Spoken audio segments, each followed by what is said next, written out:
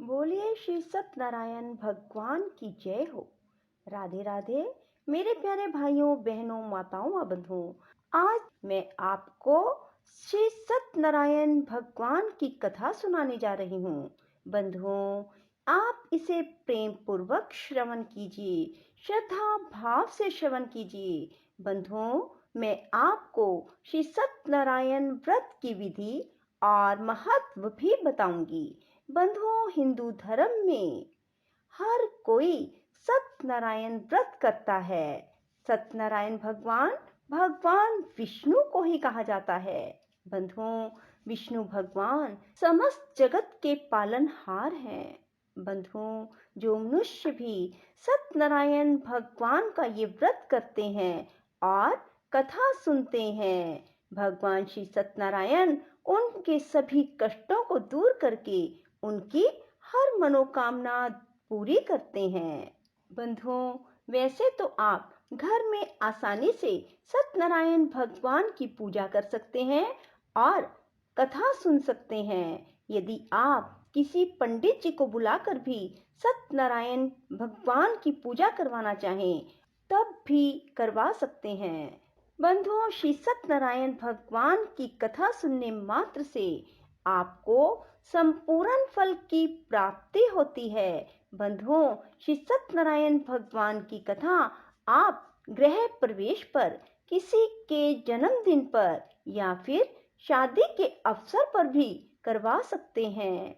बंधुओं, यदि पूर्णिमा तिथि हो तो फिर तो कहना ही क्या, और यदि वैशाख मास की पूर्णिमा हो तब तो श्री सत्यनारायण भगवान आपकी हर मनोकामना सिर्फ श्री सत्यनारायण भगवान की कथा सुनने मात्र से ही शीघ्र पूरी कर देते हैं। बंधुओं, यदि आपने हमारे चैनल को अब तक सब्सक्राइब नहीं किया तो जरूर करें और बेल आइकन दबाना ना भूलें, ताकि आपको हमारी आने वाली सभी वीडियोस की जानकारी सबसे पहले हो सके। बंधुओं, श्री सत्यनारायण भगवान की कथा को जब भी सुने, पूरी सुने, ताकि आपको पूर्ण फल की प्राप्ति हो सके। और सुनने के बाद कमेंट बॉक्स में जय श्री सत्यनारायण भगवान की अवश्य लिखें। बोलो सत्यनारायण भगवान की जय हो। बंधुओं, जो मनुष्य भी सत्यनारायण के व्रत को कर रहे हैं, वे सुबह जल्दी उठें और सूर्योदय से पहले उठकर स्नान आदि से निवृत्त होकर भगवान विष्णु को स्नान कराएं और पंचोपचार भगवान की पूजा करें। बंधुओं, उसके बाद भगवान श्री को तुलसी दल चढ़ाएं, फूल चढ़ाएं। बंधुओं, आज गुरुवार होने से भगवान को पीले पुष्प चढ़ाएंगे तो आपकी मनोकामना शीघ्र अतिशीघ्र पूरी होगी।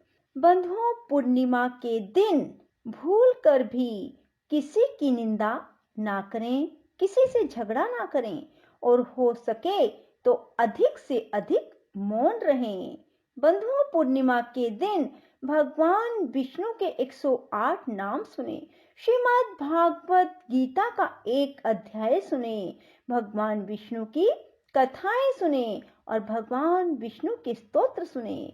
बंधुओं, सत्यनारायण व्रत करने वाला मनुष्य पूर्णिमा के दिन सायंकाल के समय स्नान आदि से निवृत्त होकर पूजा स्थान पर आसन लगाकर बैठे और श्री गणेश, गौरी, वरुण, विष्णु आदि सभी देवताओं का ध्यान करके पूजन करें। संकल्प करें कि मैं श्री सत्यनारायण स्वामी का पूजन व कथा श्रवण सदैव करूंगा। पुष्प हाथ में लेकर श्री सत्यनारायण का ध्यान करें। यज्ञोपवीत पुष्प नैवेद्य आदि से युक्त होकर स्तुति करें। हे भगवान, मैंने श्रद्धा पूर्वक फल, जल आदि सब सामग्री आपके अर्पण की है, इसे स्वीकार कीजिए। मेरी विपदाओं से रक्षा कीजिए। मैं आपको बारंबार प्रणाम करता हूँ। इसके बाद श्री सत्यनारायण भगवान की कथा पढ़ें या फिर श्रवण करें। श्री सत्यनारायण भगवान की कथा आरंभ। पहला अध्याय। एक समय नैमिषारण्य ने तीर्थ में शौनक आदि 88,000 ऋषियों ने श्री सूत जी से पूछा, हे प्रभु, इस कलयुग में वेद विद्या रहित मनुष्यों को प्रभु भक्ति किस प्रकार मिलेगी? इसका उद्धार कैसे होगा?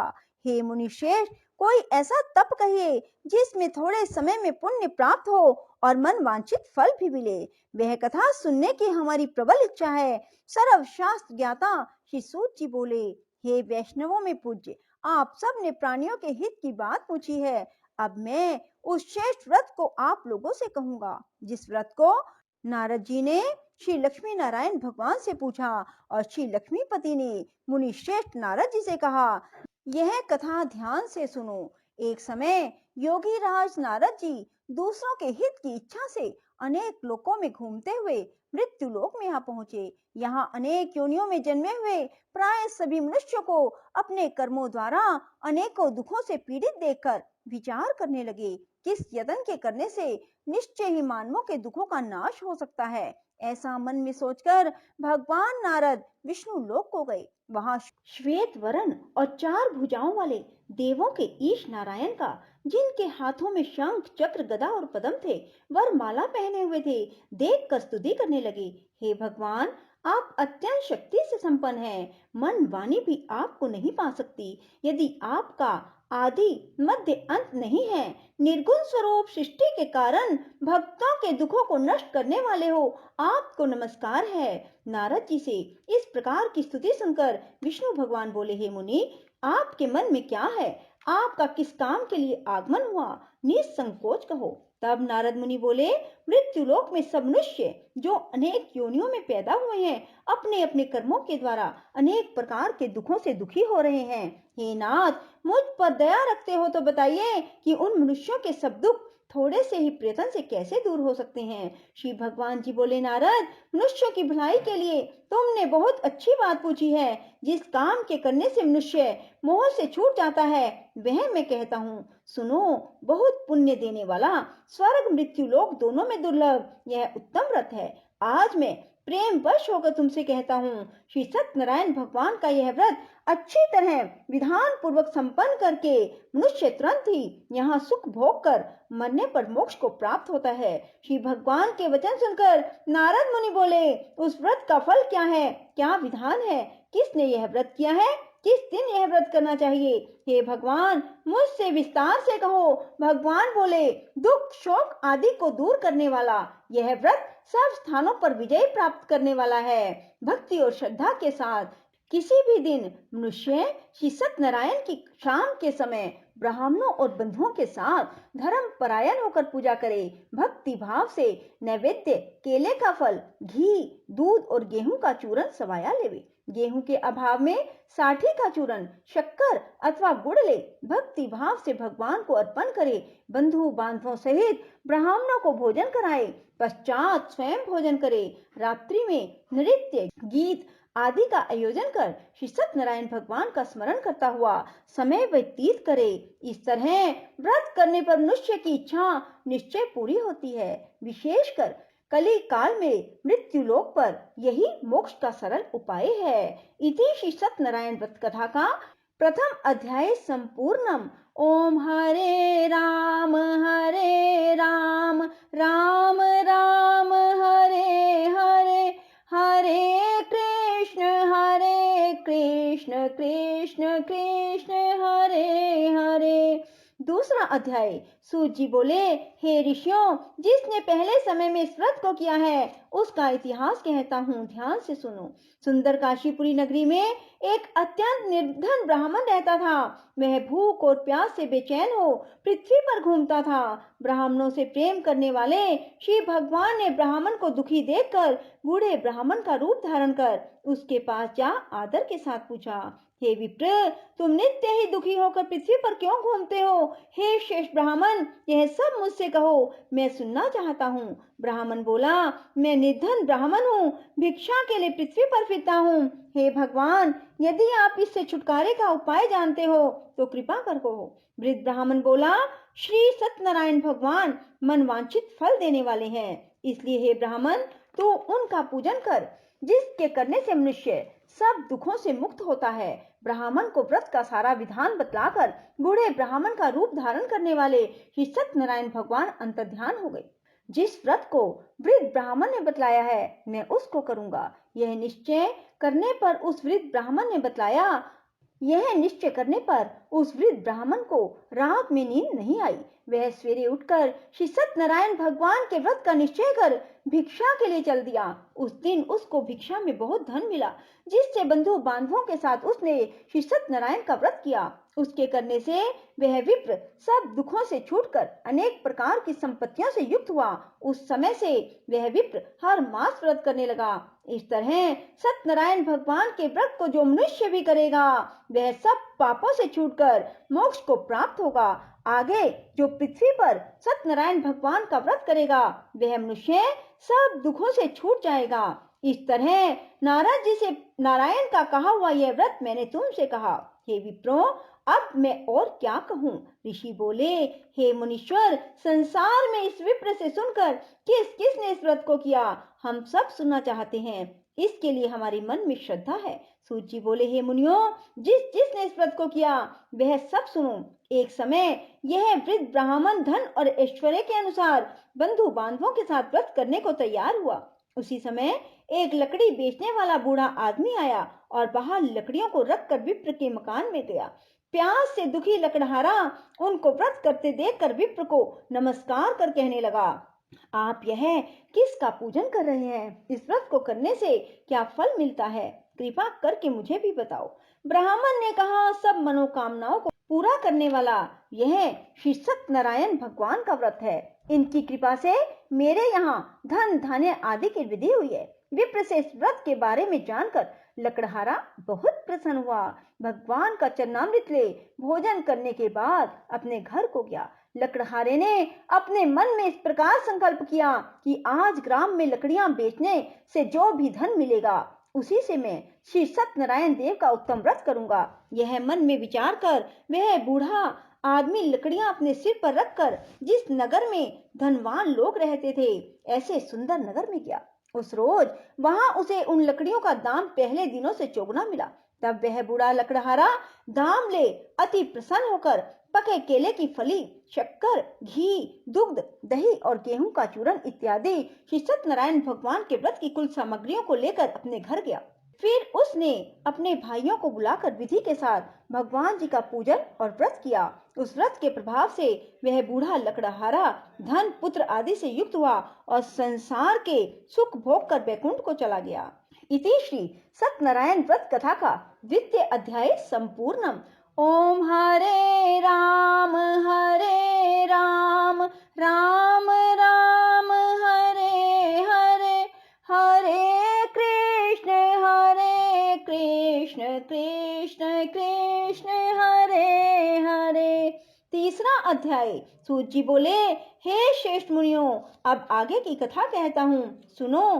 पहले समय में उल्का मुख नाम का एक बुद्धिमान राजा था। वह सत्य वक्ता और जितेंद्रिय था। प्रतिदिन देव स्थानों पर जाता, गरीबों को धन देकर उनके कष्ट दूर करता था। उसकी पत्नी कमल के समान मुख वाली सती साध्वी थी। भद्रशिला नदी के तट पर उन दोनों ने श्री सत्यनारायण भगवान का व्रत किया। उस समय वहां एक साधु वैश्य आया। उसके पास व्यापार के लिए बहुत सा धन था। वह नाव को किनारे पर ठहराकर राजा के पास आया। राजा को व्रत करते देखकर विनय के साथ पूछने लगा, हे राजन, भक्ति युक्त चित्त से यह आप क्या कर रहे हैं? मेरी सुनने की इच्छा है तो आप मुझे बताइए। राजा बोला, हे साधु, अपने बांधवों के साथ पुत्र आदि की प्राप्ति के लिए एक महाशक्तिमान सत्यनारायण भगवान का व्रत व पूजन किया जा रहा है। राजा के वचन सुनकर साधु आदर से बोला, हे राजन, मुझसे इसका सब विधान कहो। मैं भी आपके कथन अनुसार इस व्रत को करूंगा। मेरे भी कोई संतान नहीं है, इससे निश्चय ही होगी। राजा से सब विधान सुन व्यापार से निवृत्त हो वह आनंद के साथ घर गया। साधु ने अपनी पत्नी से संतान देने वाले उस व्रत का समाचार सुनाया और कहा, जब मेरे संतान होगी तब मैं इस व्रत को करूंगा। साधु ने ऐसे वचन अपनी पत्नी लीलावती से कहे। एक दिन उसकी पत्नी लीलावती पति के साथ आनंदित हो संसारिक धर्म में प्रवृत्त होकर श्री सत्यनारायण भगवान की कृपा से गर्भवती हो गई। 10वें महीने में उसके एक सुंदर कन्या का जन्म हुआ। दिनों दिन वह इस तरह बढ़ने लगी जैसे शुक्ल पक्ष का चंद्रमा बढ़ता है। कन्या का नाम कलावती रखा गया। तब लीलावती ने मीठे वचनों में अपने पति से कहा, जो आपने संकल्प किया था भगवान का व्रत करूंगा, अब आप उसे करिए। साधु बोला, प्रिय, कन्या के विवाह पर करूंगा। इस प्रकार अपनी पत्नी को आश्वासन दे वह नगर को गया। कलावती पितृगृह में वृद्धि को प्राप्त हो गई। साधु ने जब नगर में सखियों के साथ अपनी पुत्री को देखा तो तुरंत ही दूत को बुलाकर कहा, पुत्री के वास्ते कोई सुयोग्य वर देख कर लाओ। साधु की आज्ञा पाकर दूत कंचन नगर पहुंचा और वहां पर खोज कर देखभाल करके लड़की के लिए सुयोग्य वनित पुत्र को ले आया। उस सुयोग्य लड़के को देखकर साधु ने अपने बंधु बांधवों सहित प्रसन्नचित्त हो अपनी पुत्री का विवाह उसके साथ कर दिया। किंतु दुर्भाग्य से विवाह के समय भी उस व्रत को करना भूल गया। तब श्री भगवान क्रोधित हो गए और शाप दिया कि तुम्हें दारुण दुख प्राप्त होगा। अपने कार्य में कुशल साधु बनिया जामाता सहित नावों को लेकर व्यापार करने के लिए समुद्र के समीप स्थित रतनसारपुर नगर में गया और वहां दोनों ससुर जमाई चंद्रकेतु राजा के उस नगर में व्यापार करने लगे। एक दिन भगवान सत्यनारायण की माया से प्रेरित कोई चोर राजा का धन चुरा कर भागा जा रहा था, किंतु राजा के दूतों को आता देखकर चोर ने घबराकर भागते हुए राजा के धन को वहीं नाव में चुपचाप रख दिया जहां वो ससुर जमाई ठहरे हुए थे। चोर भाग गए। जब दूतों ने उस साधु वैश्य के पास राजा के धन को रखा देखा तो दोनों को बांध कर ले गए और प्रसन्नता से दौड़ते हुए राजा के समीप जाकर बोले, यह दो चोर हम पकड़ कर लाए हैं, देख कर आज्ञा दे। तब राजा की आज्ञा से उनको कठिन कारावास में डाल दिया गया और उनका धन छीन लिया। सत्यनारायण भगवान के श्राप द्वारा उनकी पत्नी भी घर पर बहुत दुखी हुई। घर पर जो धन रखा था चोर चुरा कर ले गए। शारीरिक व मानसिक पीड़ा, भूख प्यास से अति दुखित हो अन्न की चिंता में कलावती एक ब्राह्मण के घर गई। वहां उसने सत्यनारायण भगवान का व्रत होते देखा। फिर कथा सुनी, प्रसाद ग्रहण कर रात को घर आई। माता ने कलावती से कहा, हे पुत्री, अब तक कहाँ रही, वह तेरे मन में क्या है?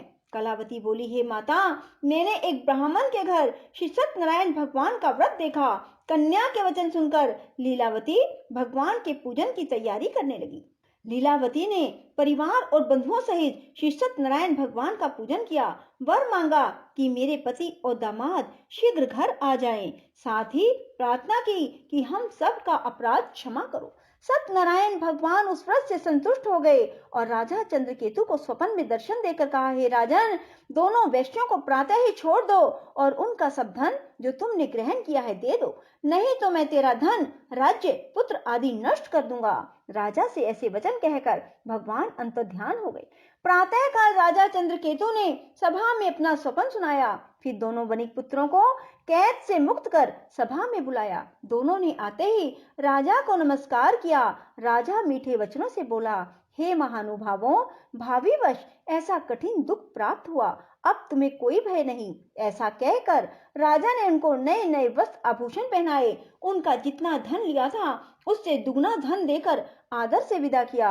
दोनों वैश्य अपने घर को चल दिए।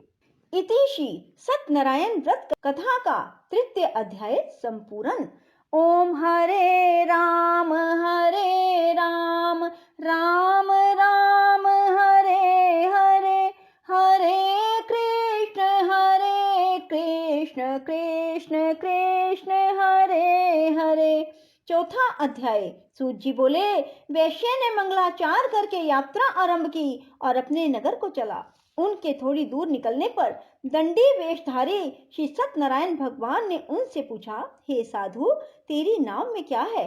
अभिमानी वणिक हंसता हुआ बोला, हे दंडी, आप क्यों पूछते हो? क्या धन लेने की इच्छा है? मेरी नाव में तो बेल और पत्ते भरे हैं। वैश्य का कठोर वचन सुनकर भगवान ने कहा, तुम्हारा वचन सत्य हो। दंडी ऐसा कहकर वहां से दूर चले गए। कुछ दूर जाकर समुद्र के किनारे बैठ गए। दंडी के जाने पर वैश्य ने नित्य क्रिया करने के बाद नाव को ऊंची उठी देखकर अचंभा किया। नाव में बेल पत्ते देखकर मूर्छित हो जमीन पर गिर पड़ा। फिर मूर्छा खुलने पर अत्यंत शोक प्रकट करने लगा। तब उसका दामाद बोला, आप शोक ना करें, यह दंडी का श्राप है, अतः उनकी शरण में चलना चाहिए, तभी हमारी मनोकामना पूरी होगी। दामाद के वचन सुन वह दंडी के पास पहुंचा और अत्यंत भक्ति भाव से नमस्कार करके बोला, मैंने जो आपसे असत्य वचन कहे थे उनको क्षमा करो। ऐसा कहकर महान शोकातुर हो रोने लगा। तब दंडी भगवान बोले, हे वनिक पुत्र, मेरी आज्ञा से बार बार तुम्हें दुख प्राप्त हुआ है, तू मेरी पूजा से विमुख हुआ। साधु बोला, हे भगवान, आपकी माया से ब्रह्मा आदि भी आपके रूप को नहीं जानते, तब मैं अज्ञानी कैसे जान सकता हूँ। आप प्रसन्न होइए, मैं समर्थ्य के अनुसार आपकी पूजा करूंगा, मेरी रक्षा करो। पहले के समान नौका में धन भर दो। उसके भक्ति भाव वचन सुनकर प्रसन्न हो उनकी इच्छा अनुसार वर देकर अंतर्ध्यान हो गए। तब उन्होंने नाव पर आकर देखा कि नाव धन से परिपूर्ण है। फिर वह भगवान सत्यनारायण का पूजन कर साथियों सहित अपने नगर को चला। जब अपने नगर के निकट पहुंचा तब दूत को घर भेजा। दूत ने साधु के घर जा उसकी स्त्री को नमस्कार कर कहा, साधु अपने दामाद सहित इस नगर के समीप आ गए। लीलावती और कलावती उस समय भगवान का पूजन कर रही थी। ऐसा वचन सुन साधु की स्त्री ने बड़े हर्ष के साथ सत्यदेव का पूजन कर पुत्री से कहा, मैं अपने पति के दर्शन को जाती हूँ, तू कार्य पूर्ण कर शीघ्र आ जाना। परंतु कलावती व्रत एवं प्रसाद छोड़कर पति के पास चली गई। प्रसाद की अवज्ञा के कारण सत्यदेव रुष्ट हो गए। उसके पति को नाव सहित पानी में डुबो दिया। कलावती अपने पति को ना देखकर रोती हुई जमीन पर गिर गई। इस तरह नौका को डूबा हुआ और कन्या को रोता देख साधु दुखित हो बोला, हे प्रभु, मुझसे या मेरे परिवार से जो भूल हुई है उसे क्षमा करो। उसके दीन वचन सुनकर सत्यदेव प्रसन्न हो गए और आकाशवाणी हुई, हे साधु, तेरी कन्या मेरे प्रसाद को छोड़कर आई है, इसलिए इसका पति अदृश्य हुआ है। यदि वह घर जाकर प्रसाद खाकर लौटे तो उसे पति अवश्य मिलेगा। ऐसी आकाशवाणी सुनकर कलावती ने घर पहुंचकर प्रसाद खाया, फिर आकर पति के दर्शन किए। इसके बाद साधु ने बंधु बांधवों सहित सत्यदेव का विधि पूर्वक पूजन किया। इस लोक का सुख भोग कर अंत में स्वर्ग लोक को गया। इति श्री सत्यनारायण व्रत कथा का चतुर्थ अध्याय संपूर्ण। ओम हरे राम राम राम हरे हरे, हरे कृष्ण कृष्ण कृष्ण हरे हरे। पांचवा अध्याय। सूत जी बोले, हे ऋषियों, मैं और भी कथा सुनाता हूँ, सुनो। प्रजा पालन में लीन तुंगध्वज नाम का एक राजा था। उसने भी भगवान का प्रसाद त्याग कर बहुत दुख पाया। एक समय वन में जाकर वन्य पशुओं को मारकर बड़ के वृक्ष के नीचे आया। वहां उसने ग्वालों को भक्ति भाव से बांधवों सहित श्री सत्यनारायण का पूजन करते देखा। राजा देखकर भी अभिमानवश वहां नहीं गया, ना नमस्कार किया। जब ग्वालों ने भगवान का प्रसाद उसके सामने रखा तो वह प्रसाद त्याग कर अपनी नगरी को चला गया। वहां उसने अपना सब कुछ नष्ट पाया तो जान गया कि यह सब भगवान ने किया है। तब वह विश्वास कर ग्वालों के पास दोबारा गया और विधि पूर्वक पूजन कर प्रसाद खाया। सत्यनारायण देव की कृपा से सब कुछ पहले जैसा हो गया। फिर दीर्घकाल तक सुख भोग कर मरने पर स्वर्ग लोक को गया। जो मनुष्य इस परम दुर्लभ व्रत को करेगा या कथा को सुनेगा, भगवान की कृपा से उसे धन धान्य की प्राप्ति होगी। निर्धन धनी बंधी बंधन से मुक्त होकर निर्भय हो जाता है। संतानहीनों को संतान की प्राप्ति होती है और सभी मनोरथ पूर्ण होकर अंत में वैकुंठ धाम को जाता है। जिन्होंने पहले इस व्रत को किया, अब उनके दूसरे जन्म की कथा सुनो। वृद्ध शतानंद ब्राह्मण ने सुदामा का जन्म लेकर मोक्ष पाया। उल्कामुख नाम का राजा दशरथ होकर वैकुंठ को प्राप्त हुआ। साधु नाम के वैश्य ने मोर ध्वज बनकर अपने पुत्र को आरे से चीरकर मोक्ष को प्राप्त किया। महाराज तुंगध्वज ने स्वयं भू होकर भगवान में भक्ति युक्त कर्म कर मोक्ष को प्राप्त किया। इति श्री सत्यनारायण व्रत कथा का पंचम अध्याय संपूर्णम।